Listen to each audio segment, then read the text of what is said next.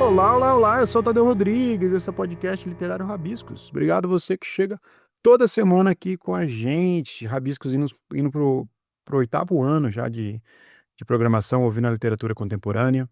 E eu quero convidar você que está ouvindo a gente pelo Spotify, deixar 5 estrelinhas, se estiver ouvindo a gente pelo Deezer, pelo Amazon Podcast, pelo Audible também, pelo Amazon, para salvar e compartilhar, que ajuda a gente a enganar o algoritmo e chegar mais longe.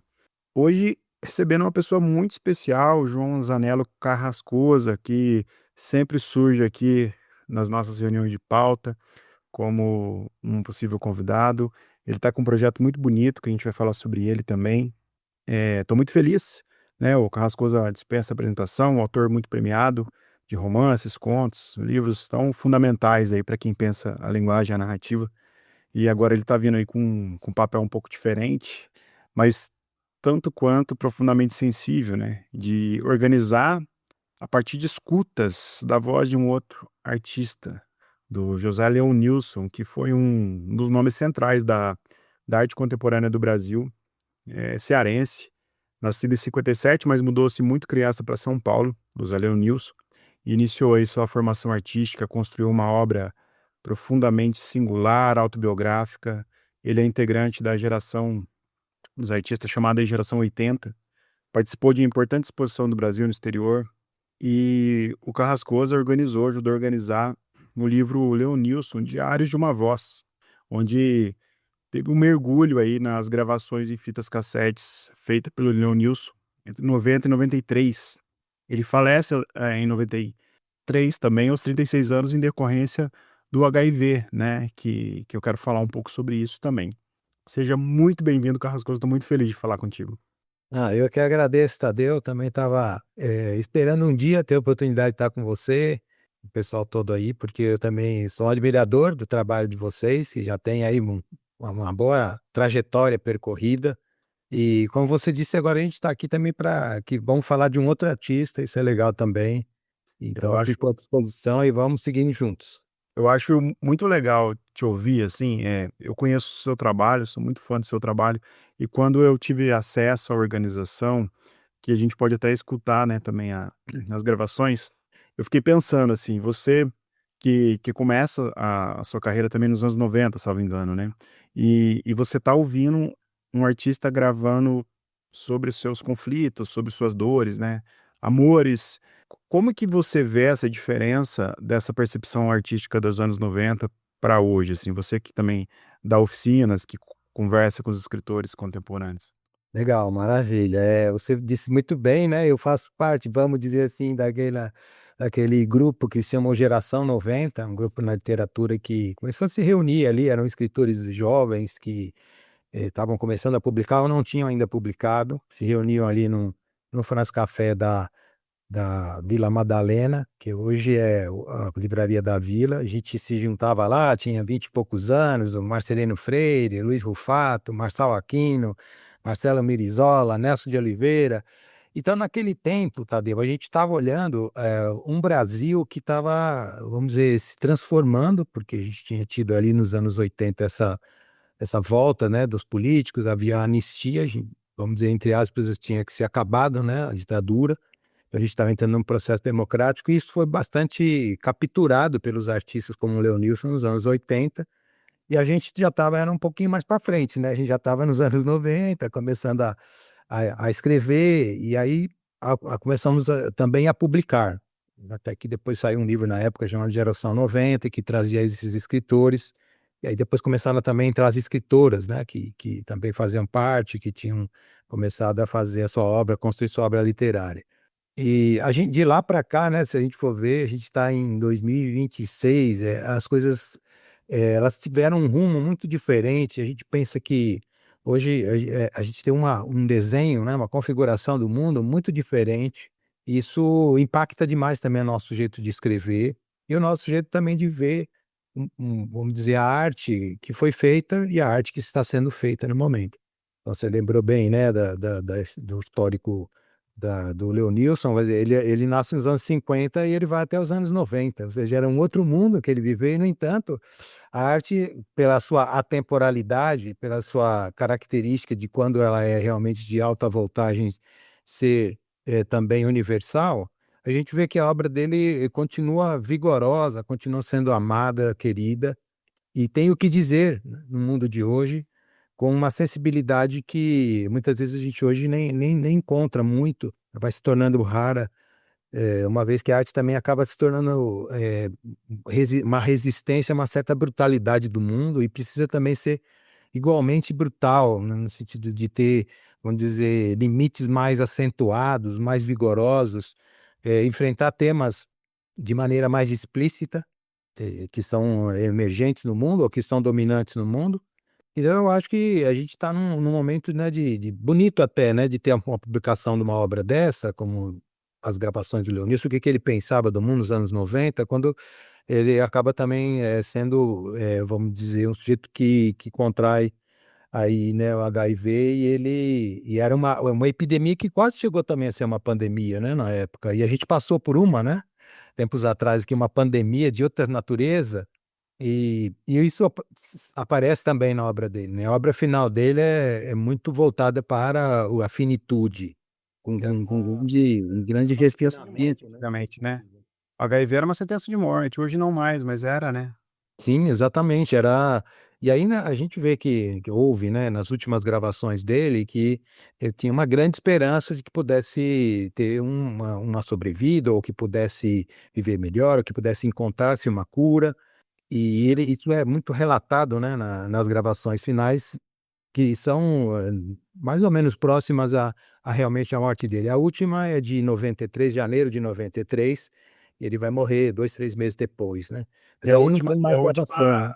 esperançosa, né, a última gravação. Exatamente, era uma coisa assim: "Eu tenho muito o que fazer, eu quero viver muito, eu tenho, assim, um fogo, né, de inspiração, de vontade de fazer, de desenvolver minha arte, de ter, relação com o mundo e com os amores", né. Então a gente vê, né, a última realmente é bastante, assim, tocante, como É. praticamente todas as gravações a gente encontrou ali, claro que algumas iam pra outras temáticas, né, Tadeu, e aí, por exemplo, você tem uma parte que é só ele são reflexões que ele tinha sobre a arte, sobre o universo artístico, sobre vamos dizer, como que funcionava o mercado de marchands, como quanto que valia uma obra de arte, determinados, artistas com os quais ele compartilhava uma certa visão de mundo, mas também outros com os quais ele divergia, como que era, né, o funcionamento também das premiações internacionais, e também o aprendizado, né, o processo, porque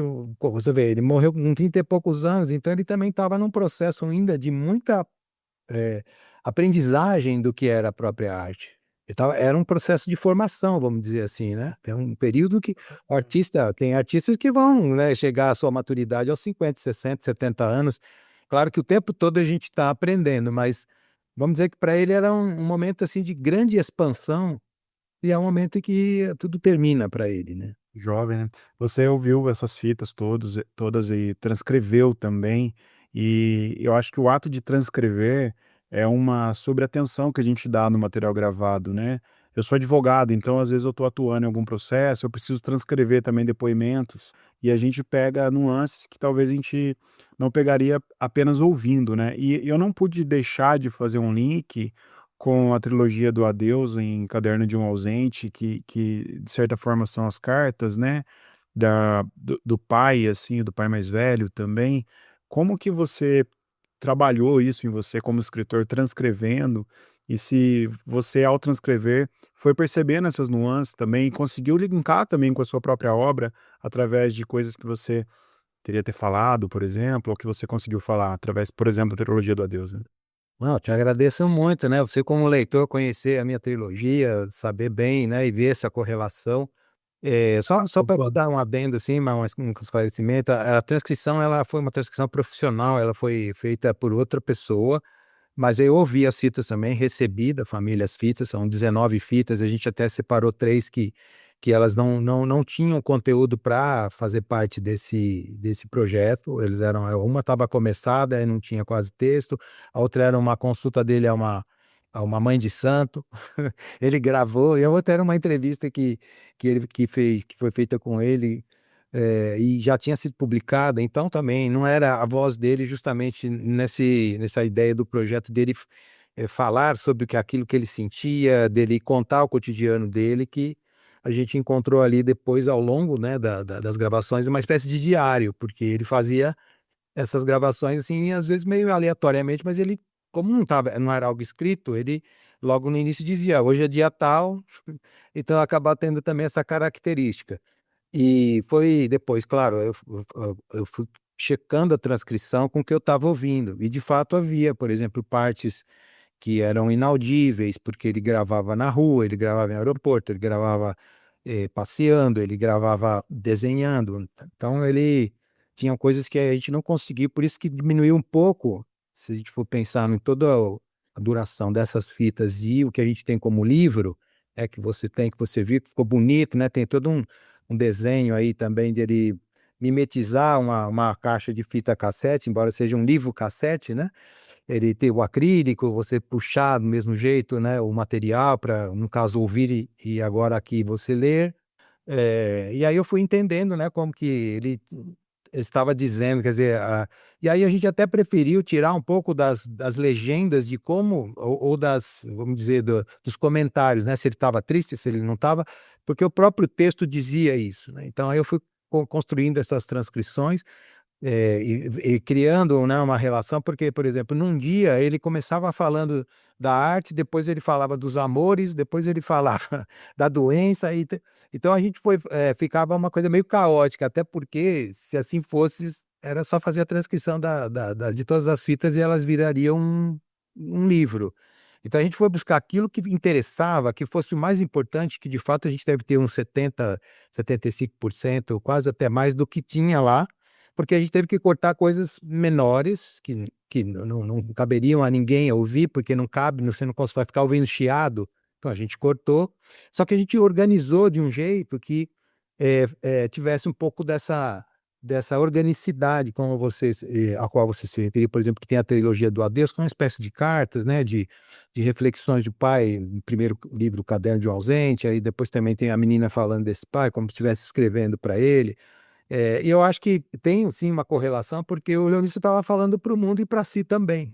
Muitas vezes ele estava contando algo de grande confidência que ele não contaria para outro, e ele está, gravando, e ele sabe que isso, e um dia ele tinha justamente a intenção de que isso se transformasse num livro, e ele dizia: "Ah, como eu não tenho muito jeito de escrever, eu vou gravar para isso depois virar um livro", né, que tinha esse nome até de Fresco Ulisses, baseado aí no Ulisses, personagem lá mitológico, né. E curioso, né, Tadeu, que o Leonilson é um artista, foi um artista, né, mas deixou as obras aí que estão aí pra gente ver, cuja produção sempre resgatava a palavra não apenas no seu título, mas dentro das próprias obras. Você vai lá ver uma obra, tem uma fonte, e aí você fala: "Ah, legal, se fosse um artista qualquer é uma fonte", não, ele vai lá e escreve dentro do livro, perto da fonte, inconformado e solitário, né. Então em quase todas as obras dele existem pequenos poemas, existe aforismos, existe axiomas, existem palavras ali que querem dizer algo diferente do que ele até narrou no título dessa obra. Isso foi bastante intenso, e foi uma das das razões pelas quais eu aceitei fazer o trabalho. Não só porque eu admirava muito, né, e admiro a obra do Leonilson, mas porque também é uma obra artística de potência, visual, mas que traz também o signo da palavra, que sempre trouxe a palavra ali como um outro elemento, criando um terceiro movimento de significado, que traz aí, né, um campo novo. Então, na hora de montar esses textos, eu pensei também, claro, né, na trilogia, nas cartas, como que a gente organiza isso, que fica de forma a também não pulverizar ou não atomizar, porque se você fizer no dia a dia, esses assuntos vão se perdendo. De repente tem uma alta reflexão sobre a arte, aí tem uma coisa qualquer que é do cotidiano, que ele está vendo alguém na rua falando, inclusive até: "Oh, as pessoas estão me olhando que eu estou gravando, parece que nunca viram alguém gravar". Naquele tempo, né, vamos lembrar, Tadeu, caramba, Hoje já em dia é virou. comum, né. Hoje, pô, as pessoas falam no celular, falam sozinhas. E ali não, aquele gravadorzinho, então era uma coisa que de fato chamava atenção, um aparelho, né, um aparelho, um device ali que você tinha na mão e estava então, colocando ali a seu pensamento, as suas reflexões, as suas confidências. Então foi assim uma das razões realmente, e eu senti essa religação com o universo dele, como na construção da trilogia, com aquele universo familiar, de um pai mais velho, de uma criança que nasce, que perde a mãe, então toda aquela relação que tem uma singularidade amorosa, eu senti na obra do Leonilson, sentia, né, na obra dele, sinto, e especialmente nas gravações, porque ali ele falava sobre os amigos, sobre os amores passados, os amores presentes, amores sonhados, com quem que ele gostaria, né, de ter um relacionamento, fala muito dos relacionamentos com as famílias, com a família, né, com os pais, com a mãe, com a sobrinha, com a irmã, com outras irmãs, com gente do universo da arte, né, ali da Catunda, vários outros amigos que são desse tempo, e inclusive das viagens dele, quando ele ia viajar, e uma das coisas que ele sempre adorou fazer, que além da própria viagem em si, que é ser um cidadão do mundo, hoje se viaja mais facilmente, né, de avião, de navio, se vai para cá, mas era um período muito mais raro, né, você ficar ali viajando, ele adorava, isso fica bem claro nas gravações, mas também porque ele ia para países e cidades nos quais ele ia encontrar os amigos. Quem morava lá em Nova York, quem morava em Paris, outros que moravam em Brasília, então ele ia encontrar também, o humano ali, né, ele ia encontrar outros seres com os quais ele tinha uma interação. Eu acho isso muito, muito bonito, porque a obra dele é uma obra na qual ele sempre diz, inclusive está nessas gravações, a gente transcreveu aqui, que são partes e que ele até repete algumas vezes, que ele ia fazer uma obra em função do que ele tinha sentido por alguém. Então, se hoje ele desenhou tal dia ele fala: "Hoje eu estou falando com a minha mãe", ai, ele fazia 5, 6 desenhinhos, né, ele chamava de desenhinhos. "Ah, eu fiz isso 5, 6 desenhinhos para minha mãe". Aí encontrava alguém que ele queria sair, que ele ficava, né, meio que com a ilusão de que podia ser um namorado, aí ele ia falar: "Não, hoje eu fiz um desenhinho para ele". Então é uma arte, impulsionada, impelida pelo carinho, pelos afetos, e isso também tem muito a ver com o que eu faço, né, eu gosto muito de pensar a minha literatura como algo que é se aproximar do outro com muito respeito, com muita reverência e entender o que que é o outro para mim, que afetos que eu posso ter com ele, e claro, sabendo que também há os conflitos, né, há os desafetos também, né. Eu acho isso muito legal, porque quando eu recebi, o material, né, eu não conhecia, muito a fundo, eu já tinha ouvido falar do Leonilson, não conhecia, depois eu fui atrás, e eu vi que quando você estava como organizador, eu imaginei que fosse ser algo muito sensível, assim. Você está falando das viagens, né, tem textos legais, a primeira vez que ele vai para Londres, ele fala, acho que é até nos começos do texto, e o que eu fui sentindo, assim, eu fiquei com curiosidade de te perguntar, eu tenho esse privilégio de poder fazer, é como que você conheceu a obra dele e quando você ouviu pela primeira vez, qual que foi a sensação, assim? Se você já conhecia a obra, né, você falou que já conhecia antes do projeto. Como que foi a sensação de ouvir pela primeira vez e o que que ficou de diferente? Falou: "Nossa, ouvindo ele agora faz mais sentido", ou não? A obra já comunicava com você, quando você ouviu, falou: "Não, é isso mesmo, o Leonilson é isso mesmo"? Ah, então, Tadeu, são coisas que se juntam, né, porque, como eu disse, como eu sou a gente da geração 90 como escritor, eu no meu caso, eu sempre fui, né, do universo da publicidade, então desde 20 e poucos anos eu já me formei e fui trabalhar em publicidade. E em publicidade é um ambiente no qual você tem um trabalho criativo, cotidiano, e o redator, caso que eu, então o cargo que eu atuei o tempo todo, né, quase 30 anos como redator, construindo a minha obra literária conjuntamente, às vezes até eu falo que a publicidade foi minha patrocinadora da literatura, né, porque eu tinha que viver de algum jeito, e a publicidade, o redator, ele sempre trabalha com um sujeito do lado dele, que é o diretor de arte, que é um sujeito que cuida da imagem, né, quando a gente tinha muita peça publicitária de mídia impressa, muito jornal, muita revista, outdoor, esse material todo, né, folhetaria e tal. E mesmo na hora de você construir um roteiro de comercial de televisão, um filme publicitário, você fazia um bate-bola, né, com esse seu par, né. Nas agências se atuava muito ainda hoje também em duplas de criação. Então esse olhar da redação para, alguém que tem um caminho da visualidade foi me forçando também a ter, o mundo da imagem como algo que também fazia parte do meu trabalho como redator. E então eu sempre gostei muito de visitar as exposições. Eu era também menino lá, né, eu estudei na Escola de Comunicação e Artes da Universidade de São Paulo, né, na ECA, então namorava uma menina da artes plásticas, outra do teatro, embora eu fosse da comunicação, né, fosse da publicidade. E esse universo também lá, eu aprendi muito lá na ECA, a assistir os filmes, que eram clássicos que eu não tinha onde assistir, porque eu vim de uma cidade pequena, né, de Cravinhos, no interior de São Paulo, que lá só tinha filmes, enlatados, né, ou filme de guerra, ou filmes que americanos. Tinha lá algumas coisas que eu gostava também, o Mazzaropi, né, a gente tinha ali algumas pornochanchadas, tal, mas eu não conhecia os clássicos, né, um Fellini, um Antonioni, eu conheci esses caras na ECA, porque eu tinha aula de manhã, à tarde eu não tinha o que fazer, eu falava: "Eu vou assistir esses filmes, né, junto com os caras do cinema". Então o lado visual sempre me tocou muito, e quando eu comecei a percorrer as bienais, as galerias, comecei a comprar quadros, inclusive eu tenho uns quadros aqui de uns caras que são grandes, que eu nem sabia, um Amilcar de Castro, esses caras assim, o mesmo Augusto de Campos, né, que fazia aqueles, quadros com materiais de poesia concreta, aí eu fui comprando esses negócios, e aí eu fiz um livro com a Leda Catunda, um livro chamado Elas.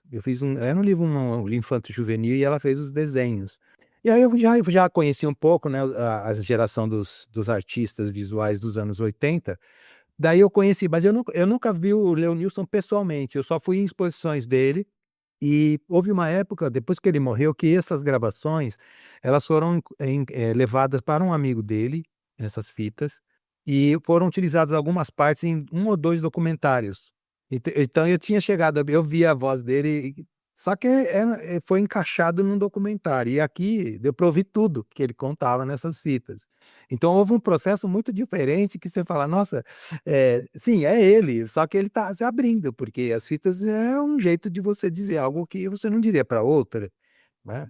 Embora não tenha nada que seja impublicável aqui, ele conta realmente, né, ele fala o nome das pessoas, ou os amores dele estão tudo nomeados aqui, e claro, depois a gente teve que pedir também autorização, né.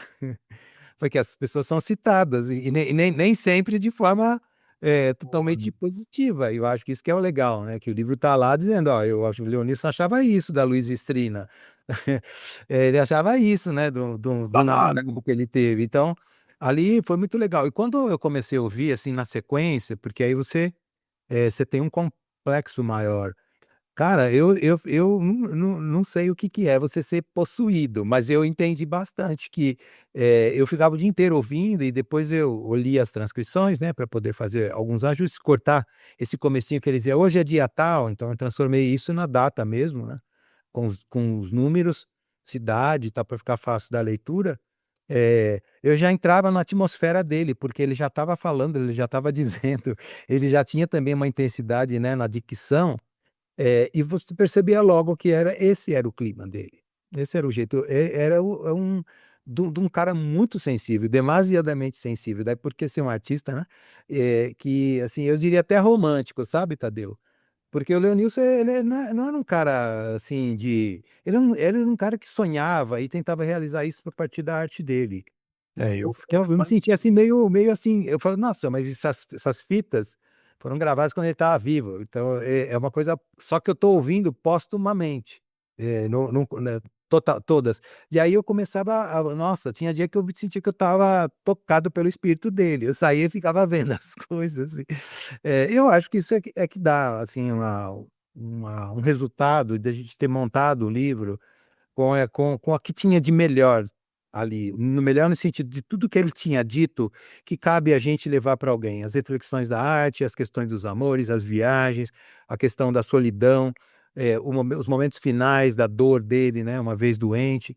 Essas são as coisas mais, assim, vigorosas de um artista, e que, como eu disse, é uma porcentagem bem grande de tudo que está ali.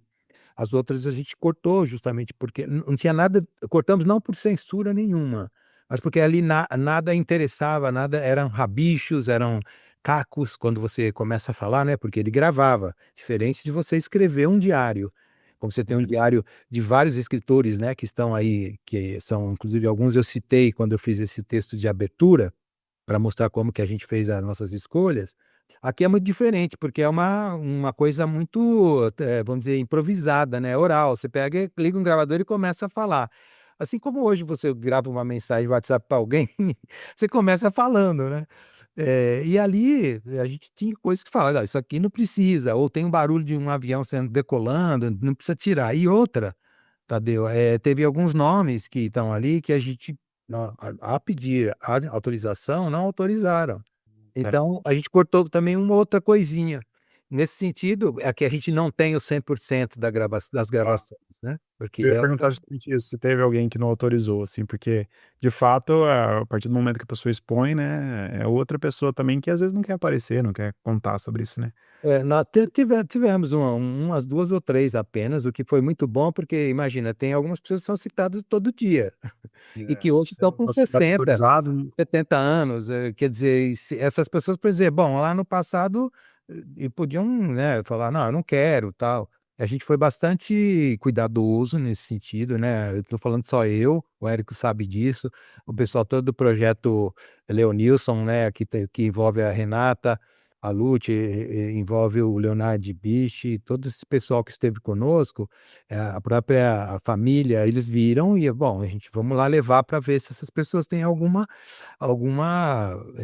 vamos dizer, ressalva ou não querem, porque poderíamos publicar e depois elas virem atrás reclamar, tal. Não, a gente foi por lá primeiro, agora teve um ou outro que disse: "Ah", e eram tão poucos, às vezes, momentos que uma ou outra pessoa aparecia, porque era assim, uma referência muito, assim, extemporânea, muito rara, e no entanto teve gente que: "Não, pode deixar, sem problemas", e outros não. Afora que muita gente já morreu, né. É, aí não dá nem pra só no centro espírita só pra pegar autorização. Aquelas coisas. Exatamente. E aí, o Tadeu, eu acho que legal também que a gente deixou a transcrição limpa, no sentido de que a gente não faz nota de rodapé, a gente não explica quem são as pessoas. A gente só buscou, às vezes, por exemplo, quando ele falava do Vic, tem 2 Vics, então quem que era? Era o Vic Muniz ou era o outro Vic? Ele teve 2 médicos chamados Fernando no período que ele estava, né, tratando, da AIDS. E aí, qual era o Fernando tal ou Fernando, então a gente pôs o sobrenome, porque na gravação não tinha, mas a gente sabia, pô, quem ouvir, né, ou quem lê esse livro, vai falar: "Mas nossa, que não pode ter ali algum ruído". Então, nesse sentido, a gente checou, também pediu autorização, etcétera. Seria um trabalho muito meticuloso, muito, assim, de lisura, de transparência, de honestidade nossa, assim, como a organizador.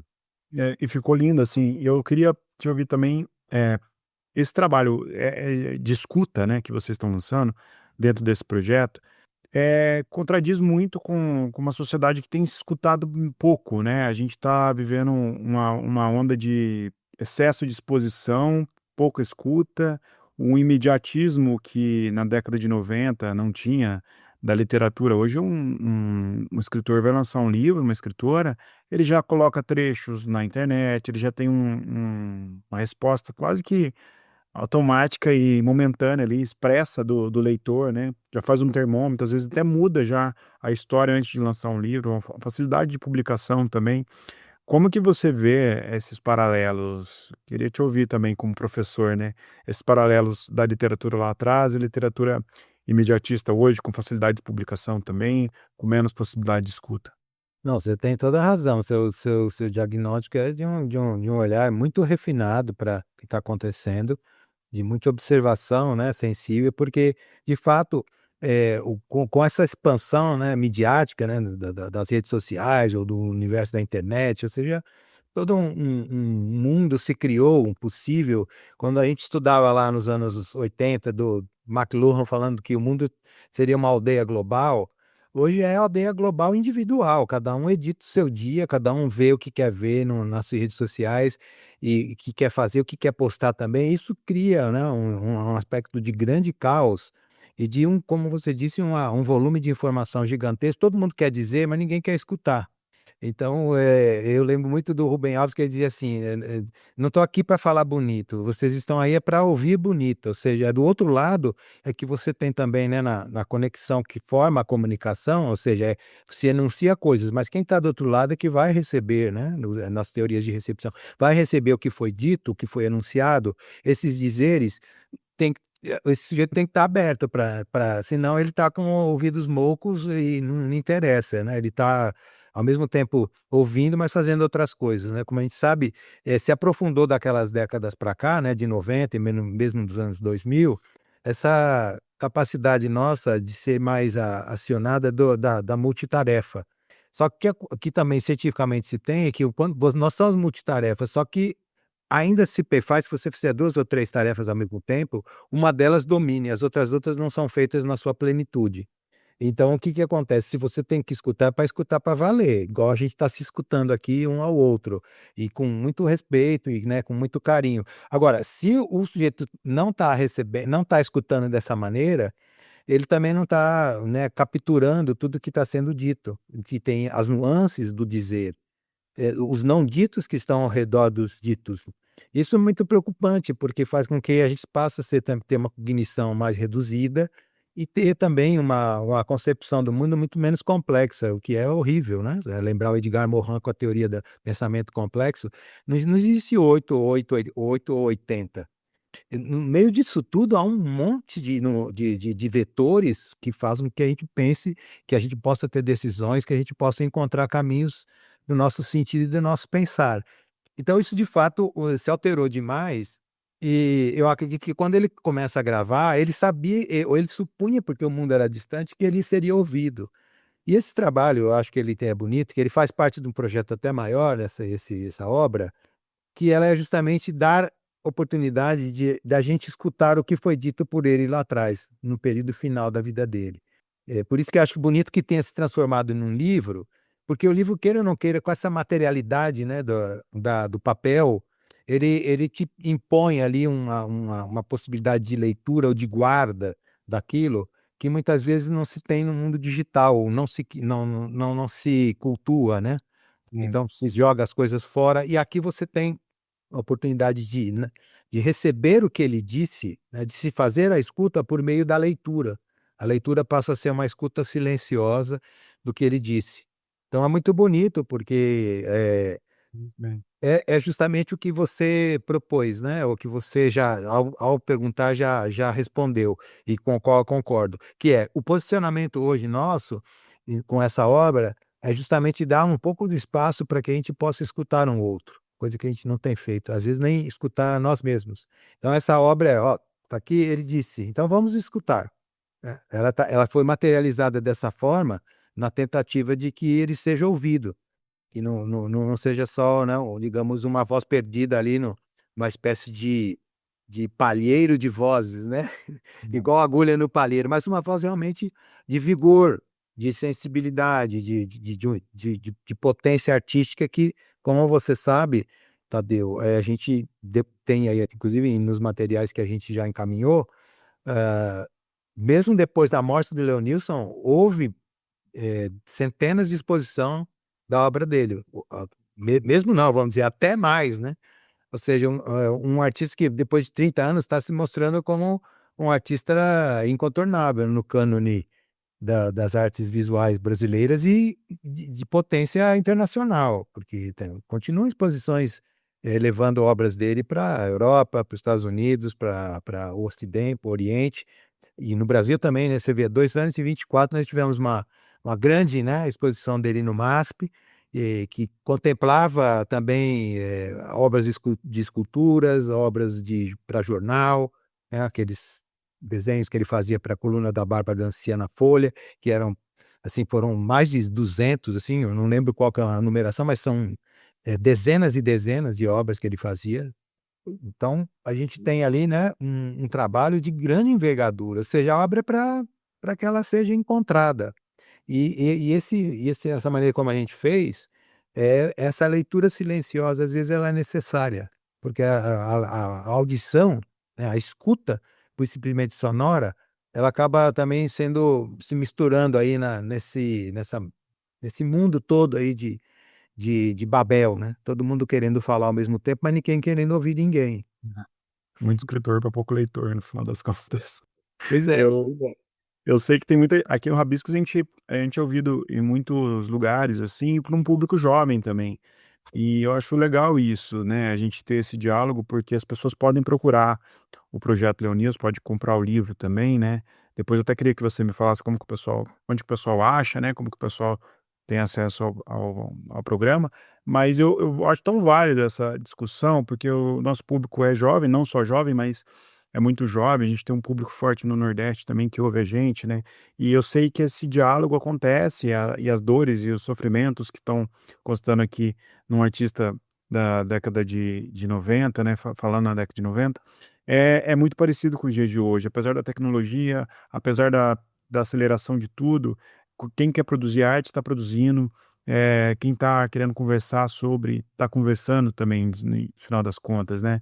Eu sei que a gente sempre luta por falar que tem poucas vendas de livro, poucos leitores, mas no final das contas a gente tem um encontro bonito, né. E quando eu estava lendo esse projeto, eu li com muita atenção e com muito carinho, assim, porque eu falei: "Nossa, que bom que a gente está conseguindo entender uma pessoa que para mim não era tão afeita ao meu convívio, eu não conhecia tanta obra, e agora eu já pareço que eu sou íntimo dela, porque é de uma intimidade muito grande, assim, então eu fiquei muito feliz. Aí eu queria perguntar isso, onde que o pessoal acha, se o pessoal quiser conhecer mais o projeto, o pessoal que está ouvindo a gente que nunca ouviu falar do Leonísio, fala: "Nossa, eu quero ir atrás, quero conhecer", como é que faz?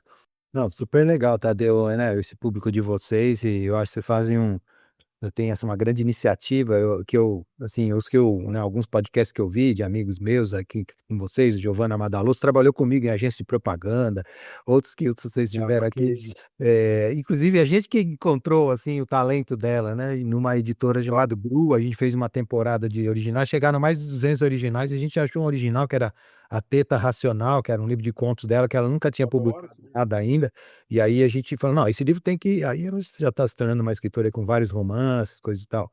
Eu acho legal esse trabalho que vocês fazem, porque não é esse negócio do hábito da leitura, é a paixão pela literatura, é a paixão pela leitura, de ser uma arte que é um negócio que nós somos gente, é isso que toca a gente, que leva a gente para um mundo do sensível, né, que tira a gente dessa fisicalidade e tal.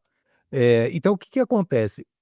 O projeto Leonilson, né, que foi um desenho grande, né, toda uma iniciativa enorme da família e de amigos do Leonilson, quando ele morre, já no mesmo ano que ele morre, em 93, eles, se unem para fazer algo que seria construir, né, ou não deixar se perder a memória das obras dele, todas as coisas que ele tinha feito. Esse projeto, então, tem esse tempo todo, e fica numa casa, né, na Vila Mariana, assim, fisicamente, onde tem uma série de materiais dele ali, e recebem pessoas, coisa e tal. E esse projeto como um todo, tem um site, e é nesse site que pode-se fazer a compra desse livro. E ele é um livro, como você viu também, que você tem um exemplar, ele é numerado como se numera a gravura, sabe, porque os livros não são numerados no Brasil, né.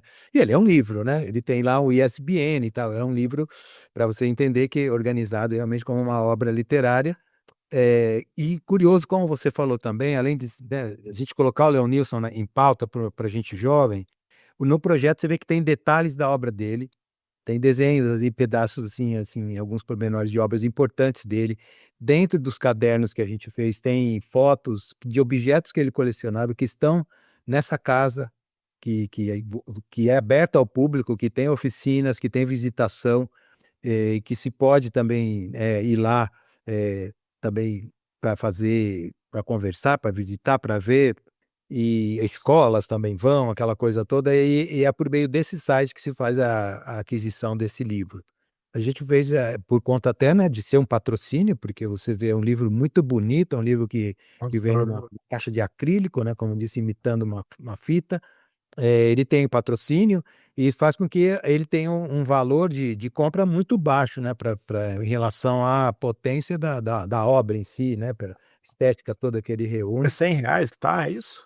Sim, sim, é um valor bem, né, que tem livros, né, eu acabei de comprar um livro que tem 100 páginas, é de papel, um livro só, papel pólen já custa quase isso, né, então é É. um livro muito diferenciado nesse sentido, custa R$ 100 e aí só tem que entrar nesse projeto, no site do projeto, que tem também outras obras do Leonilson ali, né, tem uma série de outras obras que você pode adquirir, são materiais que ele Eu vou deixar no na descrição aqui do episódio também, pro pessoal, o legal. Érico me manda depois, mas eu olho aqui também, eu coloco o link aqui pra gente ter acesso.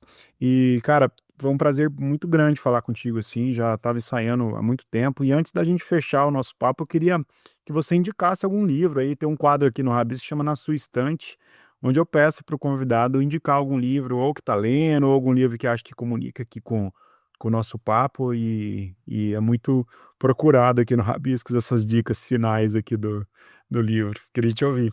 Não, legal, você está pedindo uma dica. Vou pegar aqui uma dica para vocês, que é o seguinte: é, esse é um livro aqui que chama-se Terra e Paz.